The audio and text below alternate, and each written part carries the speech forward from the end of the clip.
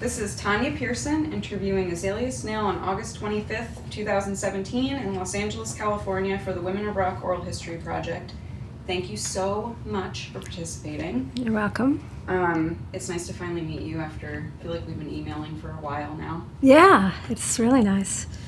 But so this is a personal and professional biography. So it's about your life, and I start at the beginning. Okay.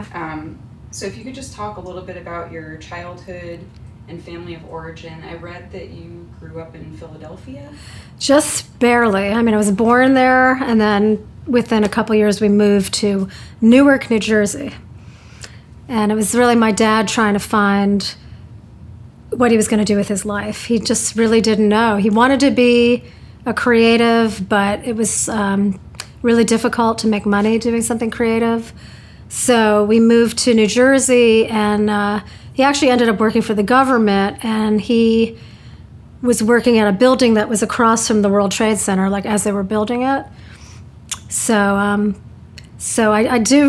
really, really loved Newark because in our building, which was called the Colonnade Apartments, there were children from all over the world. And a lot of the kids' parents worked at the United Nations.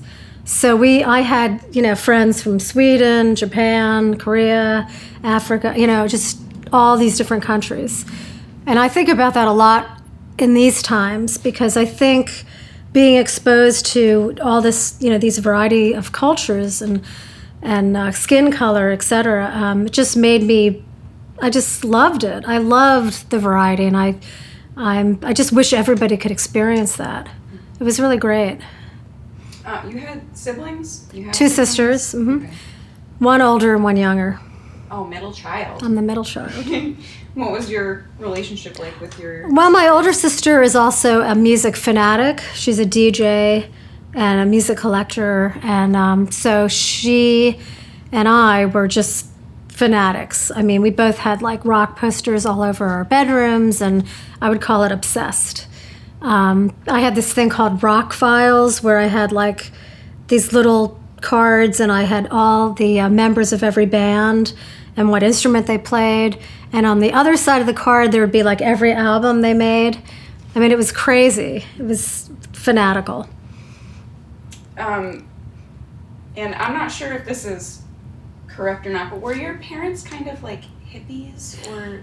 They were more like beatniks, I would say. Beatniks. I would say more beatniks. My dad played the bongos. He had sideburns and a goatee, and sometimes a mustache.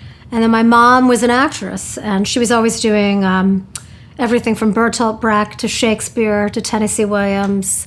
I mean, she was in plays constantly. So we had a really great, rich culture environment of just lots of arts and cool magazines laying around, and my mom would take us into the city and we'd see Broadway shows, and we'd go to Radio City.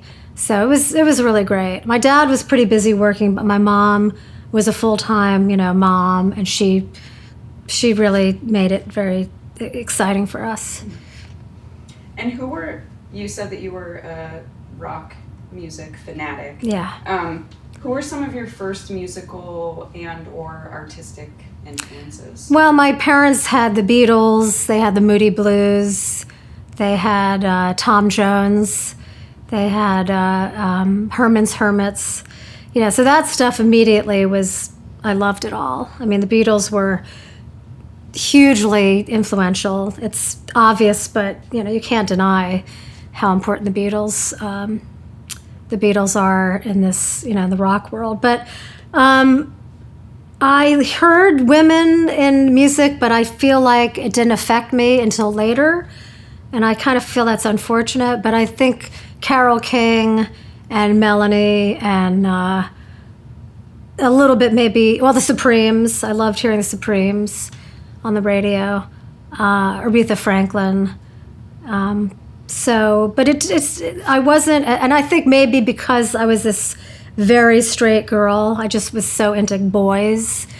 But so musically, it wasn't really until Patti Smith, I think, came along, and then I was like, wow, what's this? because it was so strong and so defiant. And it didn't matter that she was a woman. She just kind of happened to be a woman. So I feel like she sort of broke that mold of the singer having to be like in a little dress and, you know, kind of be a little more subservient. So, and I just felt like she did it exactly the way she wanted to do it. And I think a lot of the other women in music were listening to men, probably a lot, you know. And when did you start playing music yourself or writing songs? Well, I dabbled as a little girl. I definitely dabbled. I wrote a lot of short stories and poetry. And so I started writing, and then my mom did give us piano lessons. Both me and my sister had piano lessons, but I was a very bad student. I still am. I have very little discipline, and so for me it was very frustrating. I wanted to be, you know, a virtuoso right off the bat. So, and then I took guitar lessons when I was about 11. And again, that was really hard because I've always had really small hands. I still do.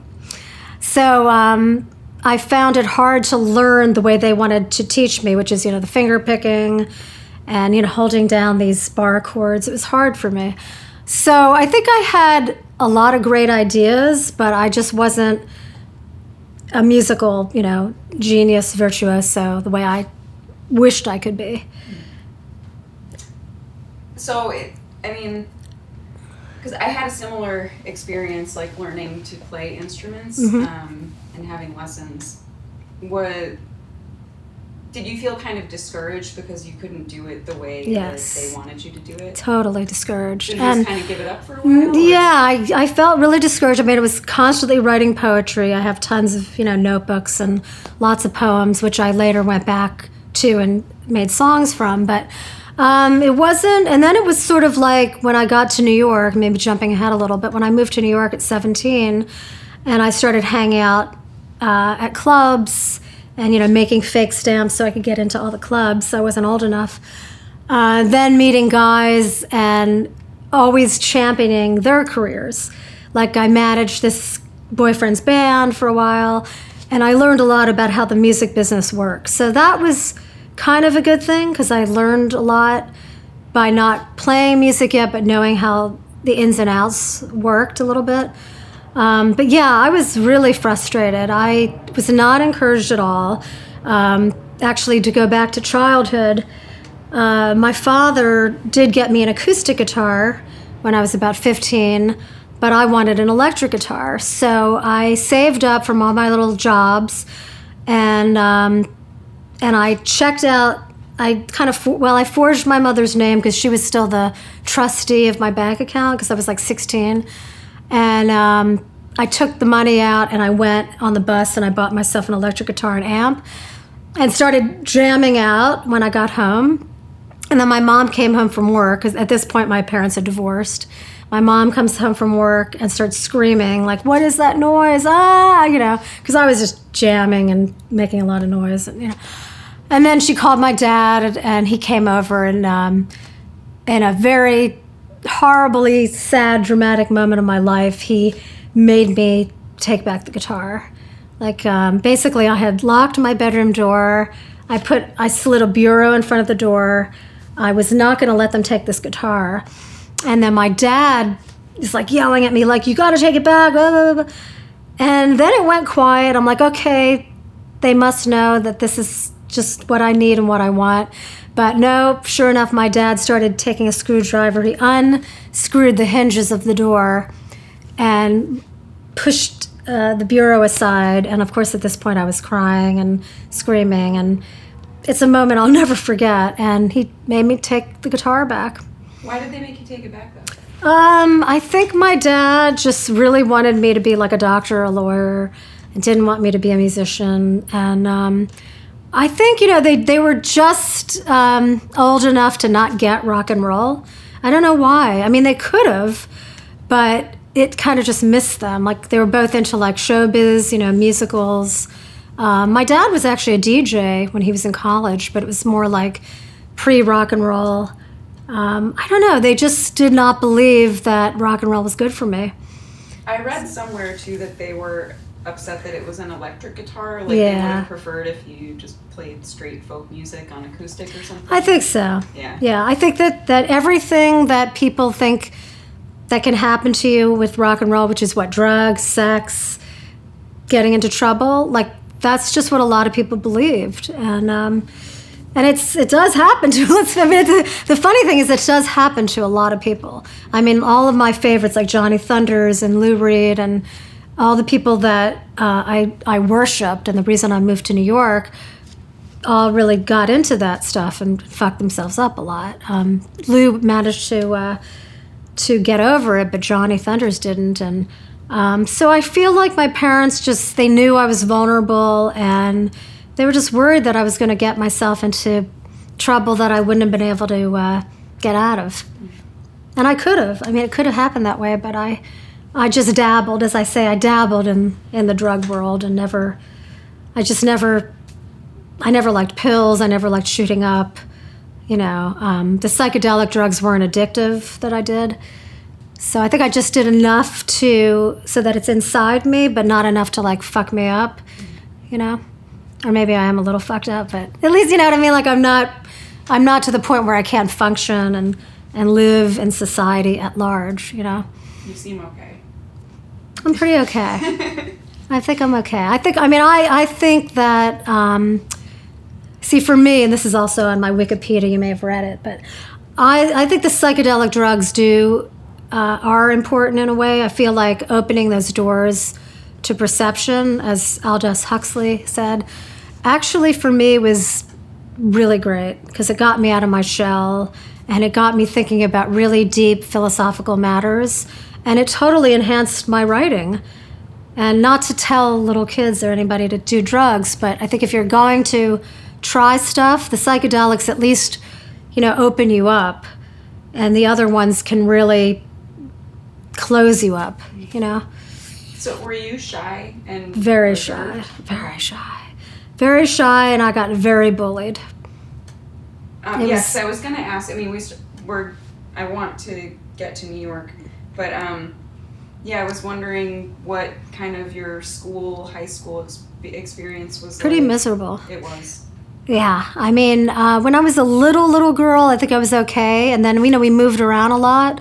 So Newark, New Jersey was good. Cleveland, Ohio is when things started going really downhill. I got into a school, it was like halfway through the year, and the kids just thought I was a freak, and my older sister also suffered, and it was really, really tough for us. So I definitely felt like the black sheep. And there's a reason why I started reading, philosophers and getting into all this underground music, because I was a lost soul. And it just continued all through junior high and high school. And even when I started playing music with somebody in high school, she ended up kind of fucking me over and ditching me. And it was really hard. And I couldn't wait to get to New York. I'm sorry. I know. You did try to start a band? I did start a band in high school, and we had a song called like Chopped Cheerleaders and Part-Time Pariah and stuff. So I was really into the punk thing. And then I met somebody who was also into cool music, and she ended up ditching me to go play with like professional musicians. And this was in Maryland, the DC area. So it was tough. I mean, I was a very unhappy, left out, sad little girl. I know you said you were 17 when you decided to go to New York. Did you? Yeah. But you also mentioned that your dad wanted you to be like a doctor or a lawyer or something. Yeah. And it sounds like you had a miserable high school experience and like difficult teen years. What were your plans after high school? What expectations did you have? I did. I mean, I wanted to play music, and I also wanted to maybe work in publishing because I loved writers, and I was a writer. So I was kind of thinking like, well, what school could I get into that I can afford? Because I couldn't get a loan. I didn't really want to get a loan. My dad wouldn't pay. I didn't want to be in great debt. So it kind of like, where can I go and just get my foot into New York? And we went on a little field trip. And I remember, in fact, Max's Kansas City.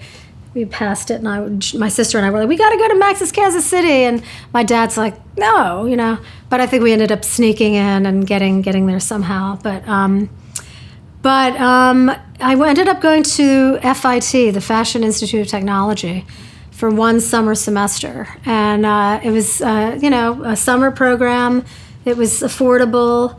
My dad was willing to pay for one semester, and they had a dorm. So I checked in, and I basically hardly even, I guess I went to the classes, but I don't remember them at all because I was out every single night going to CBGBs and Harrah's and, all the different nightclubs. And it was great. I mean, I would go out at like 10 o'clock at night and come home as the sun was coming up. So that was like the every night ritual, and met a lot of really interesting people. Yeah, is that how you kind of got introduced to the music scene, or? Yeah, I mean, I knew, because I had been reading, Rock Scene Magazine and Cream Magazine and New York Rocker, and I knew what was going down in New York, and I just could not wait to get on those streets and start, going to all these shows and hanging out with all these incredible, crazy, weird, wild people, So that's what I did. I got totally immersed in that, and I got to meet everybody. I mean, I met Andy Warhol, and I saw, all kinds of bands that would come over from England, and they would only play like CBGBs and then go back to England, So I saw a lot of really great stuff. Like, I have somewhere these notebooks where I just wrote down every single name of, every single band that I saw, which I'd love to find. I have to find those notebooks, but I mean, every single night. Okay, and you also said that this is a story I hear from women fairly often too, is that you mentioned that you were like managing boyfriends' bands before you started playing yourself. But so if you could expand on that, or how you started actually, I think you joined a band, you didn't start off as a solo artist?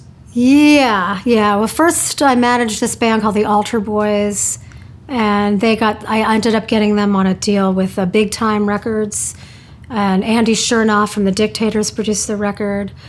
So then he didn't like that all his friends thought I was really cool. He was probably abusive. I'm sure he was abusive. And so he didn't like me to, have other friends, or especially guy friends, stuff like that. So I started hanging out with those guys. There was a band called Fly Ashtray, and they're still around.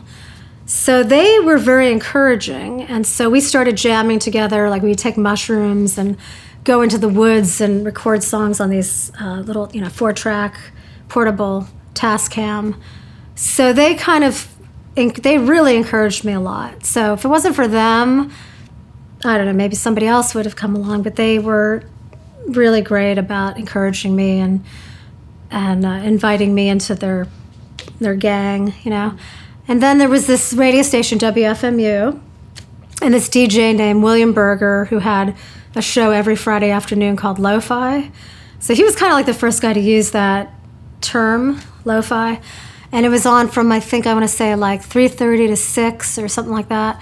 And so I would listen to it every Friday afternoon. And as I started making my own music, I sent him my cassettes, and he would play them on the air, So I could record something on like a Monday or Tuesday, send it in, and he'd play it on Friday's show. So William Berger, Bill Berger, was again somebody who, without whom I don't think I would have continued to do or try to do music. So it was really great. And then we were in a funeral parlor that one of the guys in Fly Ashtray, James Cavusi, his, I think, was uncle owned a funeral parlor, And so we started jamming up there, and we would just get like drunk and stoned and whatever. And we just started doing this crazy music, and then I got enough confidence to do my own thing, Azalia Snail, and that's basically how it happened, you know.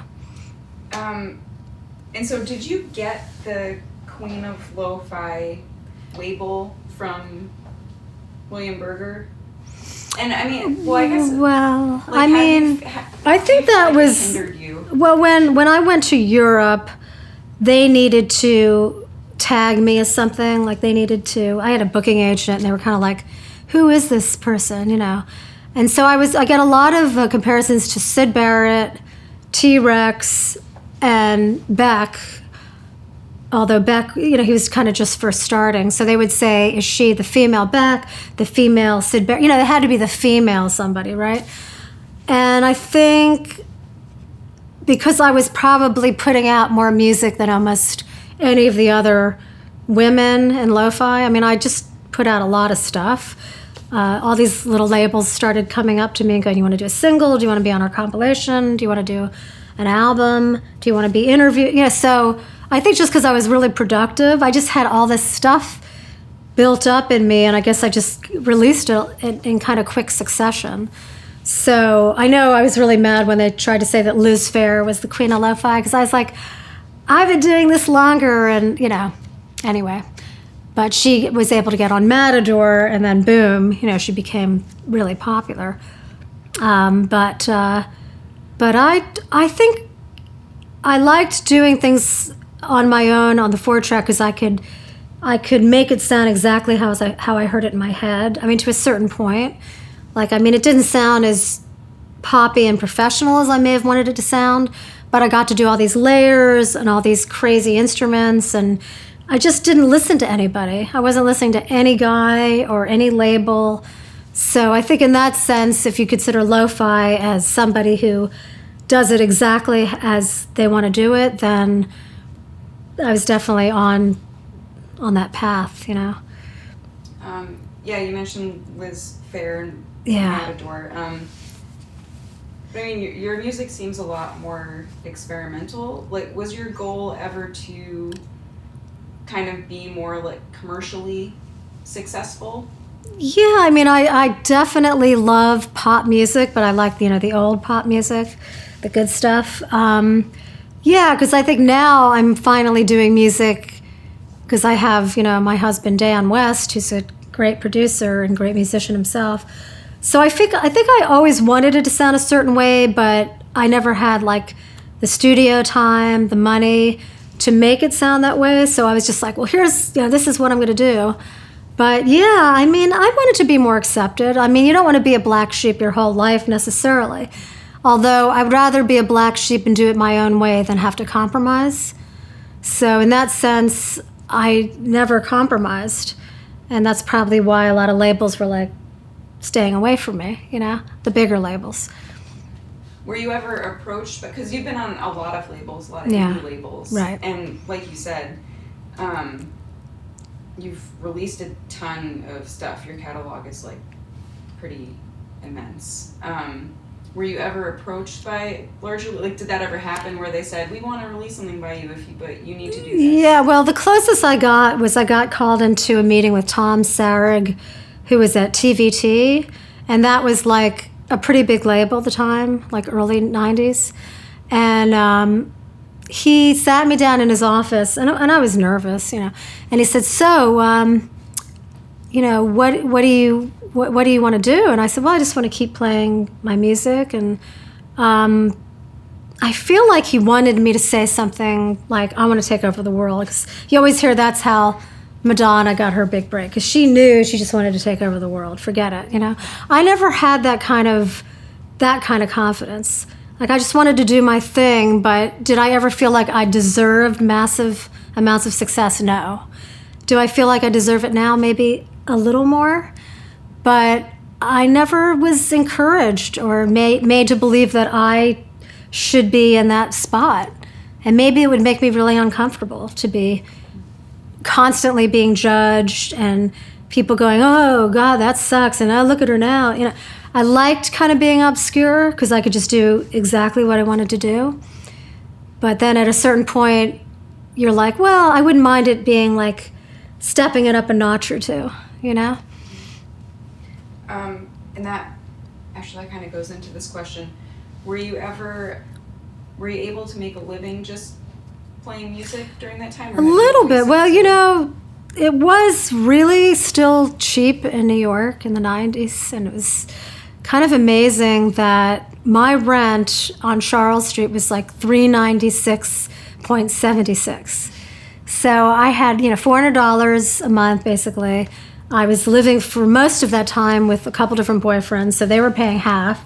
So it was like $200 each. So yeah, I mean, I could like go to Europe and come back with like a few $1,000s and be able to live for 6 months. So I constantly toured in the 90s. So it was like if I wasn't, you know, touring the US, Europe, I went to Japan once.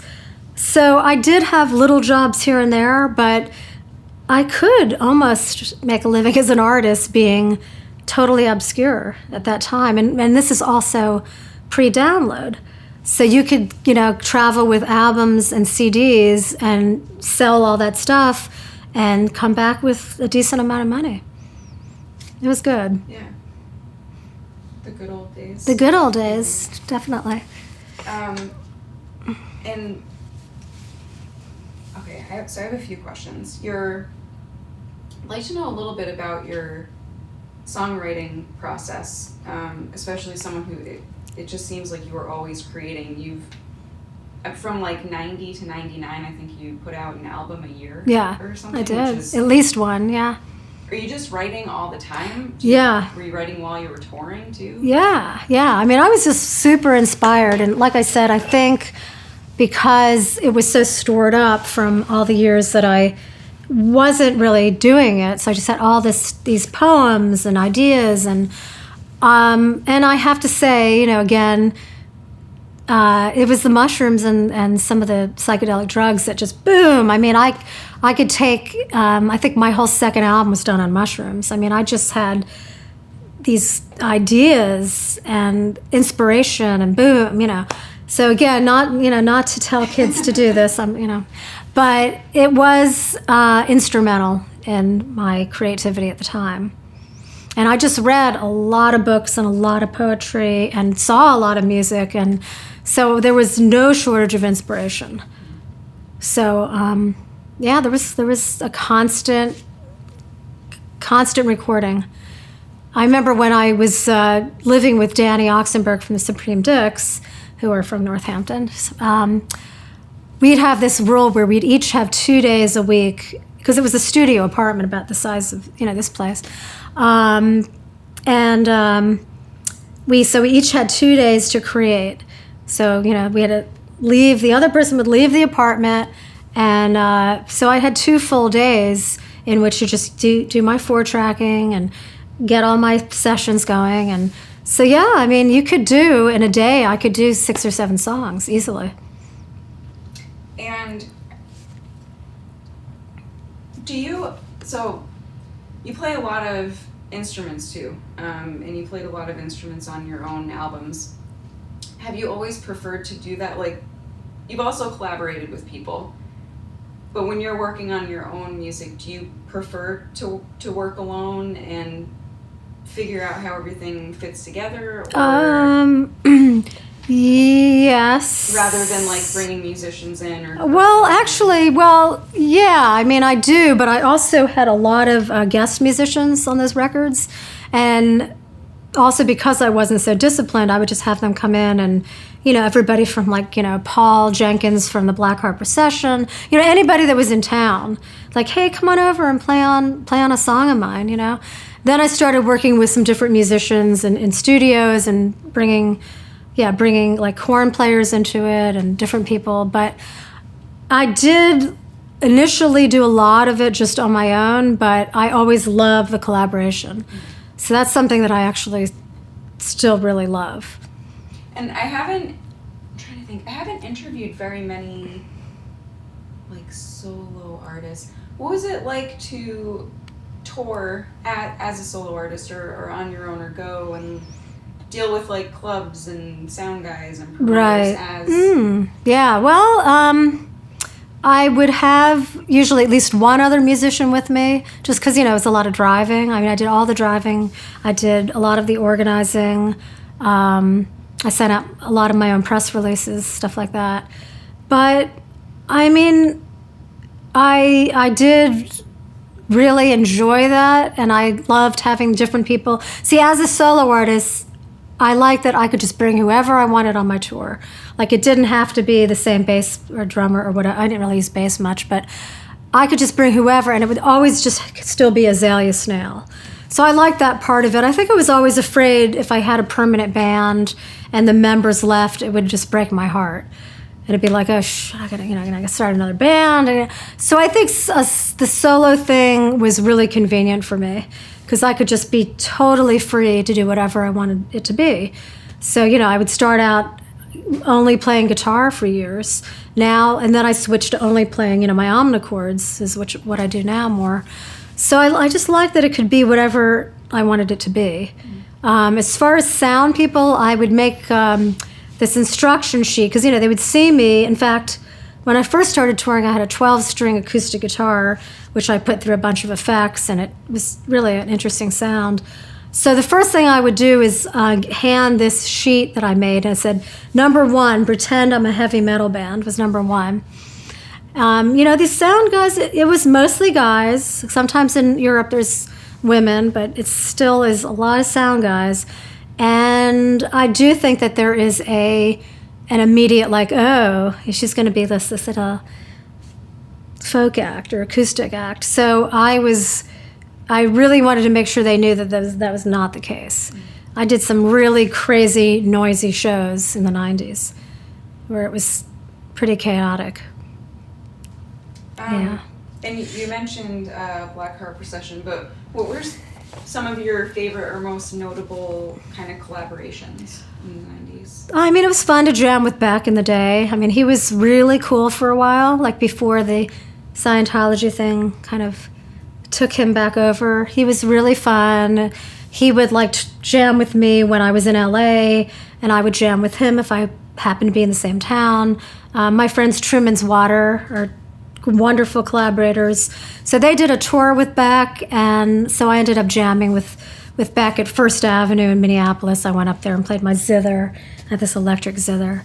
And there was, countless. Sabato were fun for a while to tour with. The band Low, I did couple of their earliest tours. I got to play with so many great British people over in England.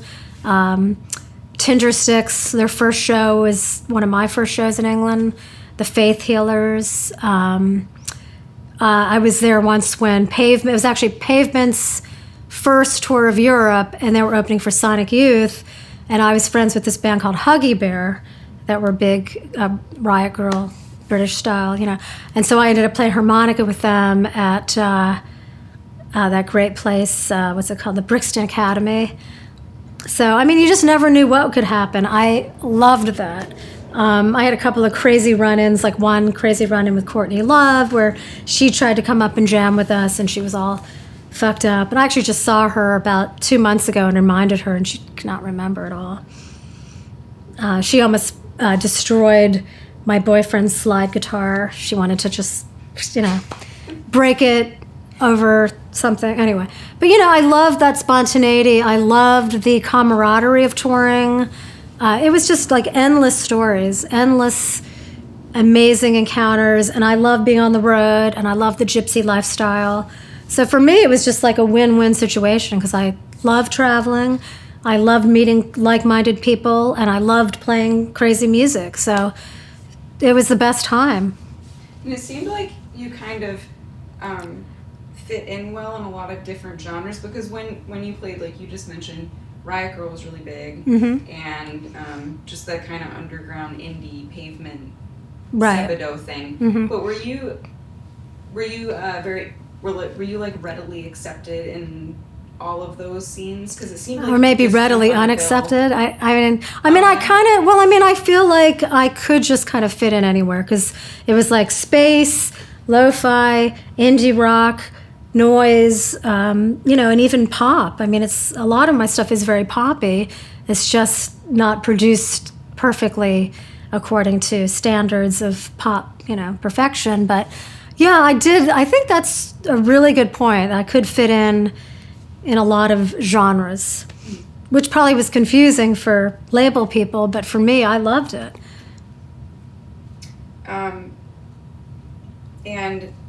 So this gets like a little, I'm not sure the exact timeline, but you ended up moving to LA. Mm-hmm.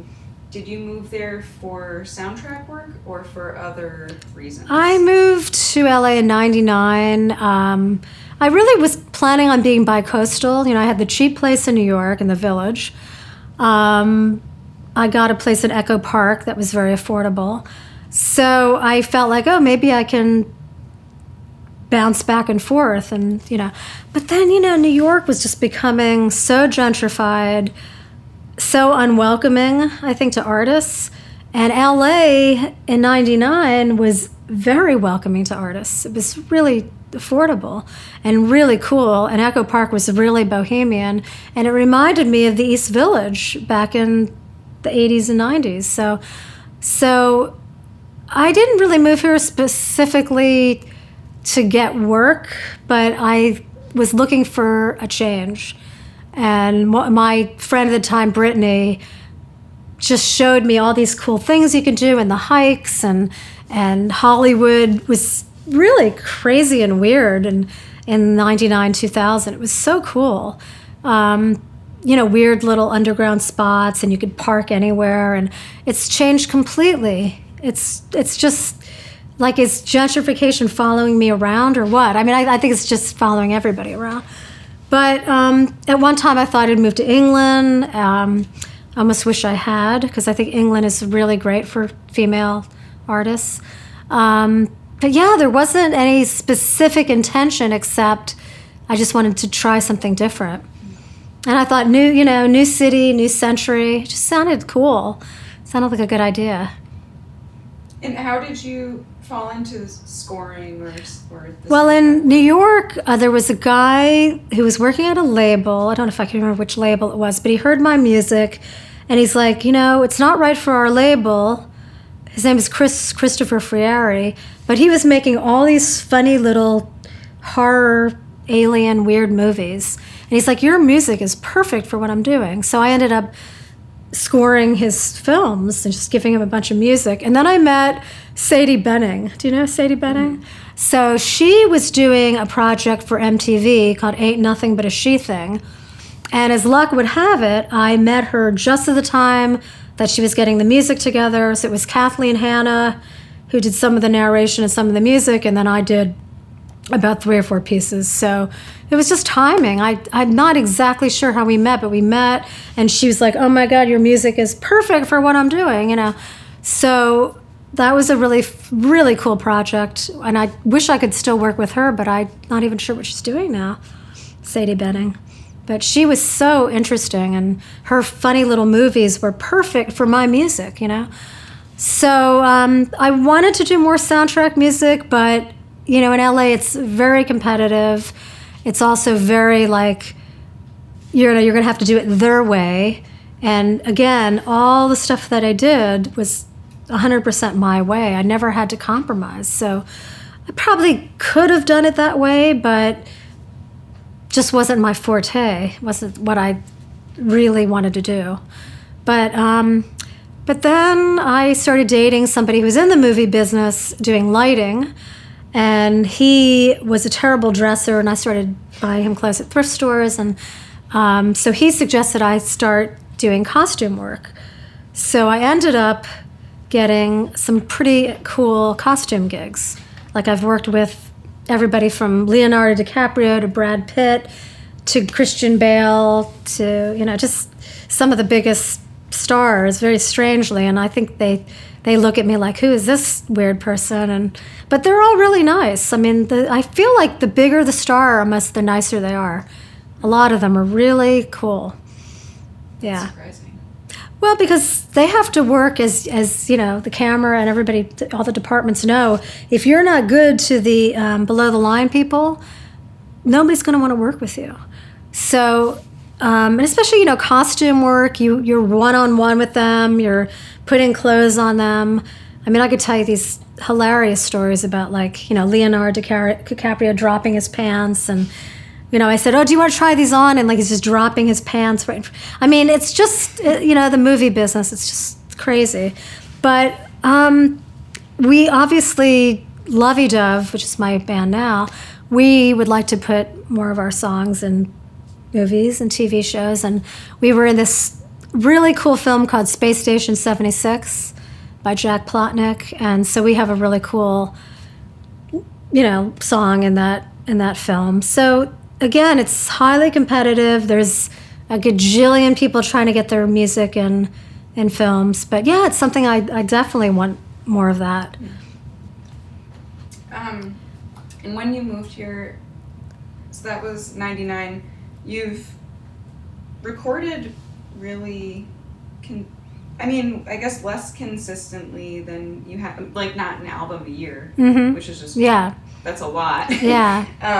But you've still recorded pretty consistently, like throughout the 2000s. Was it more difficult to write songs or to be creative, like, and do the costume work and be doing soundtrack and like working? Yeah, I mean, I think I did take a bit of a break. I was kind of like, you know, I have a friend in England who said, you know, sometimes you just have to let the reservoir build up, you know? And I do think there's a lot to be said about being super young and super inspired and having all this stuff that you've wanted to do. So I just had a long run of that. And then I did get more comfortable here. I mean, it's definitely a much easier place to live. You don't get the insanity of New York. And I started getting into more like the nature thing and hiking and swimming and going to the beach. And for a while I was married to a surfer, so we were like into that thing. And so yeah, it wasn't purposefully, it's just the way life goes. I mean, I can't think of any artist who reaches like a certain point, 35, 40 years old, and you're like still putting out an album a year. It's just like, I don't feel like you don't have that what is it, the urge to do it. So, but, you know, but I'm now, and now of course it takes much longer to make these records because they sound a lot better. So an album that may have taken me like a month or two when I was young, Dan and I spend 1.5 to 2 years making a record because, you know, it's all now perfection. I mean, my husband goes for perfection, which I never went for, you know? And it's nice to now hear the records like, wow, these are really great pop. I mean, not to toot our own horn, but I mean, they sound much more accomplished than my early stuff, which I'm proud of, but I also feel like had I spent more time with some of those songs, they would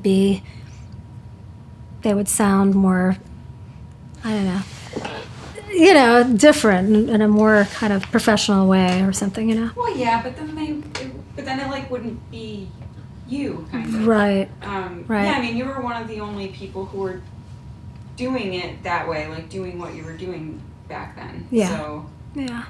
I mean, maybe it didn't get played on the radio, but I did get, you know, it's funny, I mean, as college radio goes, I did pretty well, you know? I mean, I did okay. I was able to book, you know, constantly book tours. And so, you know, it was very underground, but I could still, I still had a name. I mean, people knew the name just because I was out there all the time, you know? So, yeah. Oh, wait, I already asked this. I remember what I wanted to ask you when you were talking. Because you talked about when you were younger how like doing mushrooms and the hallucinogenic drugs kind of aided in your output, and like you wrote a lot more. So have you like stopped doing that much as you got older? Yeah, I don't really do much at all. I mean, I haven't taken a psychedelic in years. I feel like once you open those doors, you don't have to keep opening them. It kind of just becomes redundant. I mean, I can kind of just feel like I'm in a psychedelic dream just by kind of imagining it, going into a headspace. And when the songs start developing, they're going to still sound like Azalia Snail songs. I mean, that's just part of who I am. So yeah, I've never been a big drinker, so I guess that can be inspiring for people too, in a way. You know. Some people. Yeah. And well, I don't know if you want to talk about this, but I don't know how long have you been married to your husband now, and when did you start? I listened to the Lovey Dove album when I was. Have a little bit of water. Yeah. Oh yeah, sure. Yeah. I think like a month ago, and there's actually, I can't remember the title of the song. I'm pretty sure it's either the first or the second song on the album. Which is funny that you said you wanted to do more like movie sound or lovey-dovey, because I was like, oh my god, this sounds like, I love the song, and it reminded me of like something that I would hear in a movie. And when this is over, I'm gonna look it up and see what song it is, because I forget. Do you know is it the new album with? It's the new one. The Showstopper album. Yeah. Yeah. Well, I think the combination of Dan and myself is really cool because, I mean, I do have this kind of a lot of different inspirations and ideas, and you know, I did develop, I guess, a unique sound of sorts or whatever, you know. And Dan is a very accomplished, you know, virtuoso musician who also has a huge catalog to his name. So I think the combination of the two of us it's really like pretty strong because we both have these ideas, and it's just, I don't know, you know, it's hard to say what it is. Kind of like magic when two things just really connect together. I mean, it's like being in a relationship. It either works or it doesn't, you know. There's some kind of magic in a romance. If it works, there is magic. And so the creation of the music is an extension of that.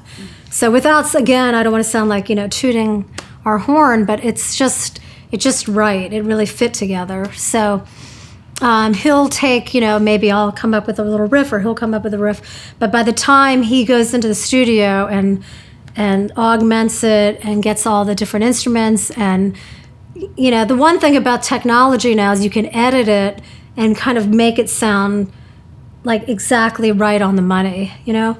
And back in the day, yeah, you could do that, but it would be, you know, involve tapes and this and that. So it's a really great combination. I'm really happy with it. You know? And does he like appreciate your more spontaneous kind of style, or your history and how you've done things? Yeah, I think so. Yeah, I mean, he knows that I'm impatient, and so I think he gets that. So he'll, you know, we'll do whatever it takes, you know, the recordings, and I'll put my tracks down and he'll put his stuff down, and then but it's him sitting there and fine-tuning it, getting it. That's what a great producer does, you know, is that they'll just really make it sound right. So instead of having to do like 55 takes or whatever they used to do in the old days for perfection, now you can do maybe 7 takes, and you can take the best elements of each take, or, you know, whatever, you know what I mean? It's just so, but yeah, I know he's really happy. He's producing this new Azalia Snail album, and he seems to be enjoying it, you know?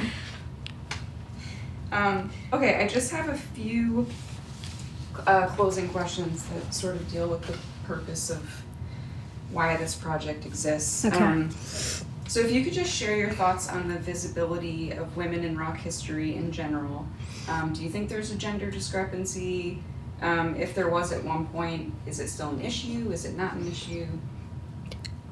Yeah, I mean, I definitely feel like here's the main problem I have with a woman in music now. Like if you're not willing to be practically naked or, flaunt your sexuality in that way, then you may not get noticed even if you're an amazing artist, with the exception of maybe Adele. I don't know. And I don't consider her rock and roll, so.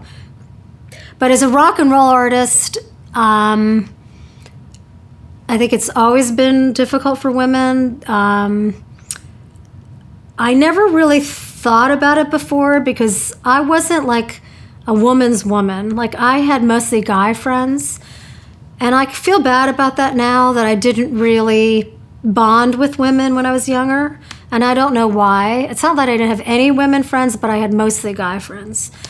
And I feel like probably that was a mistake, but I just didn't know better. I just wanted to do my music, and the only people that were doing it the way I was doing it were guys. I just didn't know many women doing, like, just getting out there on the road and booking their own shows and constantly putting themselves out there. I just didn't know that many. Now I know some more, and I do feel like, I wish there didn't have to be that separation. Like, why can't you just be a person in music? Why does it matter if you're a woman or a man? But I think some women maybe cause their own problems by subjecting themselves to the, am I sexy? Am I hot? This is what I'm going to do in my video. I just not interested in that. I want to look good, of course. But that's one of the reasons I bonded with Melanie, just going back, because, I just did some shows with Melanie and sang backup with her. I like that she never sold herself as a sexual entity. She just couldn't be bothered, She also was maybe insecure about that because I talked to her about it. But, I don't think that's even matters. The point is that she didn't want to sell herself in that way. And I feel like even though sexuality is a big part of rock and roll, like, you shouldn't have to sell yourself that way. It's complicated, because it is sexy when you see a guy or a woman and, shaking their moneymaker or whatever, whether it's Tina Turner or Mick Jagger or David Bowie.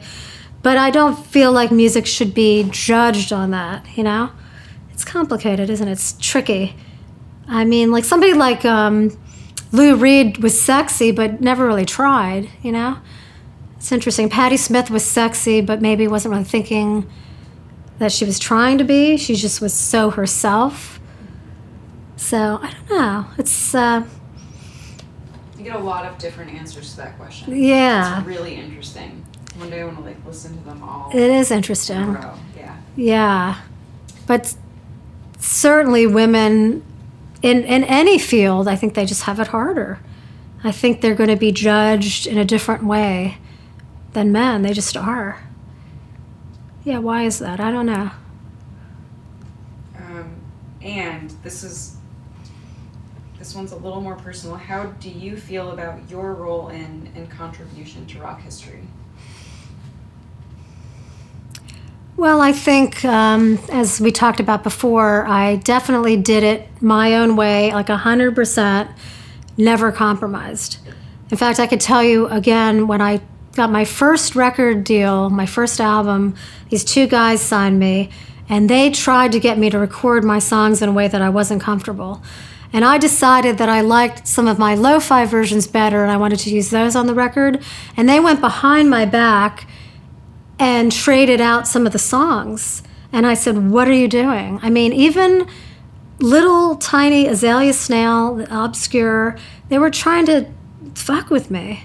So I think that as somebody who 100% did it my own way, I'm really proud of that. That's something that I can think about till the day I go. And I think that another thing we said is I did bend a lot of genres. There was a lot of stuff, a lot of different influences went into my music, and that I always said that even if I wanted to rip off somebody's sound, I wouldn't know how to.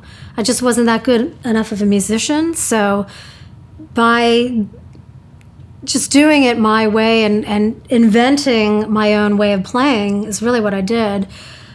That I did, I mean, I left behind a singular voice. I left behind, I don't know. But I will leave behind, I guess, something that is my own. So that's my little contribution. And is it important to you? I mean, I'm assuming that it is, because you have this body of work.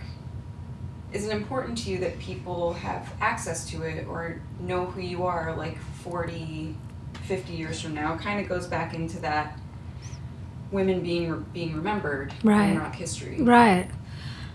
I'd like to be on, the little, I mean, I think just knowing that I'm on, Wikipedia, and then there's this Italian guy named Piero Scaruti who has History of Rock. I don't know if you've heard of it. Yeah, I looked at that. You did? Oh, cool. So I got a little couple paragraphs or whatever in that, so I feel like whatever I leave behind, it's stuff that can be listened to and read about, and that makes me happy because I think everybody wants to be a part of everybody who's making art. I think you want to be remembered. I think it's important.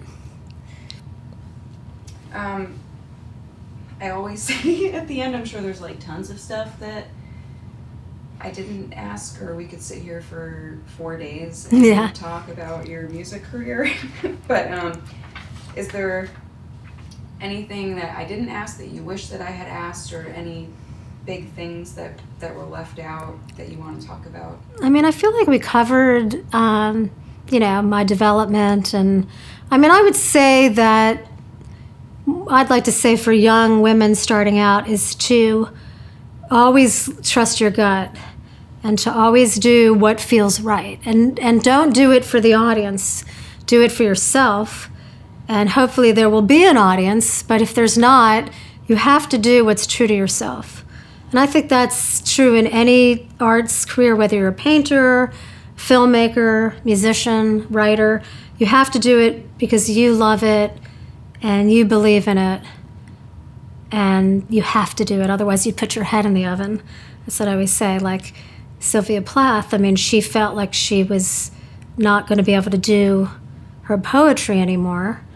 And Anne Sexton, who's one of my major heroes, thought that she wasn't going to be able to do it her way anymore, and you can't go on. So it's so important to always be true to yourself and not really worry about being judged. Because, you're always going to be judged, but don't worry about it. Well, thank you. Yeah. It was really nice to meet you. You too. Thanks very much. Yeah.